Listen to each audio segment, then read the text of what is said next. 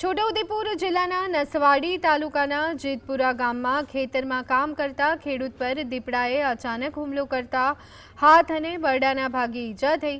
ખેડૂતે હિંમત દાખવી બૂમાબૂમ કરતા ગ્રામજનો દોડી આવ્યા, જેથી દીપડો જંગલ તરફ નાસી ગયો હતો।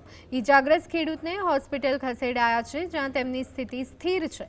ઘટનાની જાણ થતાં જ વન વિભાગની ટીમ સ્થળ પર પહોંચી તપાસ હાથ ધરી છે અને દીપડાને ઝડપી લેવા પાંજરું ગોઠવવાની સાથે પેટ્રોલિંગ વધાર્યું છે। વારંવાર બનતી આવી ઘટનાઓના કારણે આસપાસના ગ્રામજનોમાં ભારે ભયનો માહોલ જોવા મળી રહ્યો છે। બકરાનો પાલો લેવા માટે કોતરા તરફ જતા હતા, અચાનક દીપડાએ હુમલો કરવાથી ચમનભાઈને હાથમાં દીપડાએ કર્યું છે અને આ જેતપુરાના ગામના રસ્તો છે એ ખેતરમાં અવારનવાર જવા માટે આ જ મેઇન રસ્તો છે, એટલે તાત્કાલિક ફોરેસ્ટ ખાતાને જાણ પણ કરી દીધી છે।